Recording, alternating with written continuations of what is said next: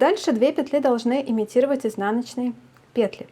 Это не обычные галочки в раскол, это галочка в раскол за заднюю полупетлю. Смотрите, вот есть задняя полупетля, вот она.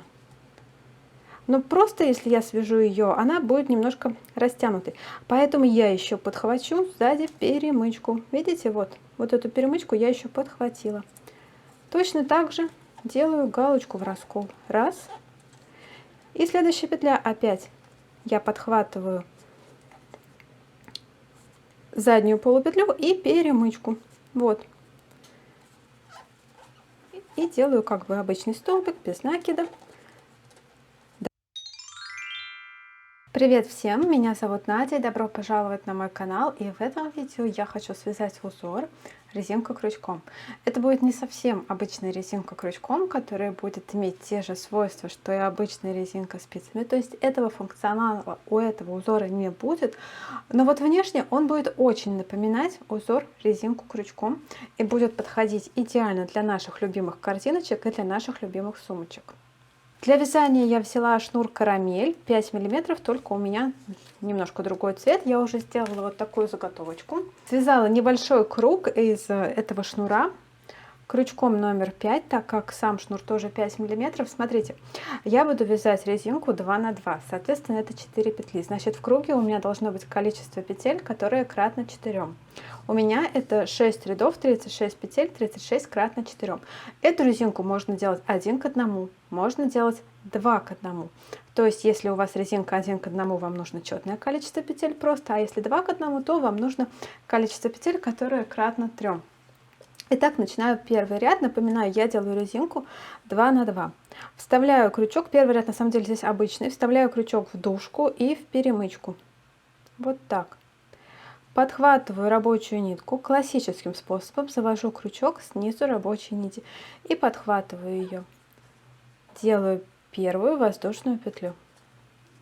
Опять в косичку и опять в перемычку. Вот, видите, сзади у любого столбика есть еще и перемычка.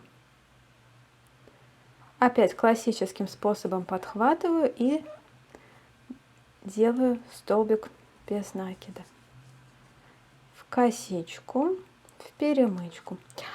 Нижнюю петлю, ножку, я провязываю классическим способом обычно. Вот так. А шапочку обычно провязываю, подхватывая нити сзади. То есть, смотрите, когда я провязываю ножку, я завожу крючок снизу, а когда я подхватываю шапочку, я уже просто кладу нить сверху на крючок.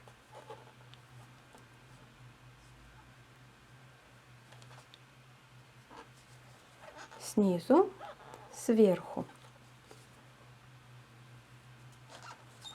снизу, сверху. Прохожусь так до конца ряда, в косичку, в перемычку, по одной петле, и в конце делаю бесшовное соединение. Последняя петля в этом ряду, у меня круг связан методом бесшовного вязания узелковым, и поэтому последняя петля у меня выглядит вот так. Ссылку, как всегда, на этот круг вы найдете внизу под видео, либо по подсказке. Провязываю последнюю петлю, и соединение, которое я выбрала для этого узора, будет другим. То есть я буду делать соединение с помощью двойной петли. Смотрите, вставляю опять крючок под косичку, подхватываю открытую петлю и завожу ее. Дальше вставляю крючок в раскол, в первую петлю. Вот так. Подхватываю рабочую нить, вывожу, вставляю крючок в открытую петлю, и эти 2 петли я провязываю вместе. Таким образом, вот такое соединение именно для этого узора мне показалось идеальным. Ну и дальше начинаю уже вязать сам узор. Следующая петля у меня опять как бы лицевая, это обычная галочка, раскол. А вот дальше 2 петли должны имитировать изнаночные петли. Это не обычные галочки в раскол, это галочка в раскол за заднюю полупетлю. Смотрите, вот есть задняя полупетля, вот она. Но просто если я свяжу ее, она будет немножко растянутой. Поэтому я еще подхвачу сзади перемычку. Видите, вот эту перемычку я еще подхватила. Точно так же делаю галочку в раскол. Раз. И следующая петля опять я подхватываю заднюю полупетлю и перемычку. Вот. И делаю как бы обычный столбик без накида. Дальше опять 2 галочки в раскол. Обычный. Обычные галочки в раскол. Крючок вкалывается в серединку петли. Между ножек. С изнанки тоже выводится между вот этих 2 ножек. Подхватывается рабочая нитка и провязывается. И вторая петля снова в раскол. Подхватывается, провязывается. Дальше опять 2 петли в раскол за заднюю перемычку. То есть я не забываю подхватывать одну перемычку и вторую. И дальше делаю как бы простой, самый обычный столбик без накида.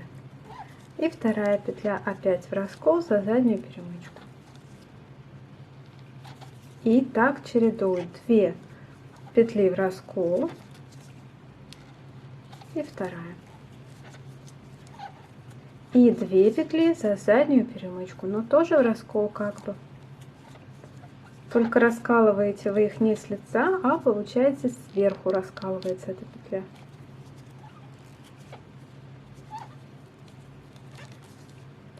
Закончится этот ряд должен будет 2 петлями в раскол за заднюю перемычку, так как мы начинали с 2 обычных петель.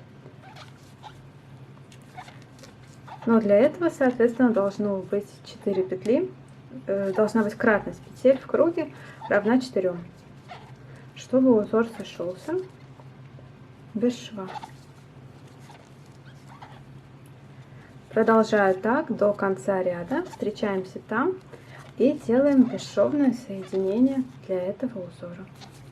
Вытаскиваю, завожу крючок под первую горизонтальную петлю с изнаночной стороны, подхватываю открытую петлю и вывожу не так сильно петлю на изнанку, ну примерно вот так, чтобы она не выскочила.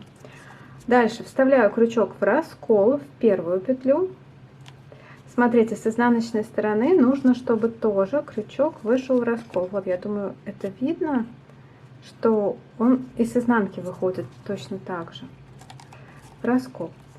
Подхватываю рабочую нитку, делаю еще одну петлю, вставляю крючок вот в эту открытую петлю и дальше 2 петли провязываю вместе. У меня получается таким образом первый столбик в раскол для этого узора. Делаю еще второй столбик в раскол для этого узора. 2 столбика за заднюю полупетлю в раскол тоже. Ну и соответственно я начинаю уже следующий ряд. Опять 2 столбика в раскол обычно. Раз, 2. И 2 столбика за заднюю полупетлю. Смотрите, при таком способе он идеально подходит именно для этого узора. Соединение никуда не уходит. У вас всегда первая петля будет вот эта, а последняя петля будет вот эта. И смотрите, я связала целую корзинку, ну как, я просто набросала приблизительную корзинку этим узором. У меня ушел 1 моток, мне не хватило закончить ряд.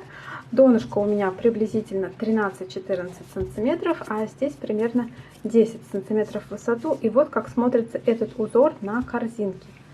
Он, конечно, не обладает свойствами резинки спицами. Резинка спицами, она тянется, она пружинит. Нет, здесь таких свойств нету.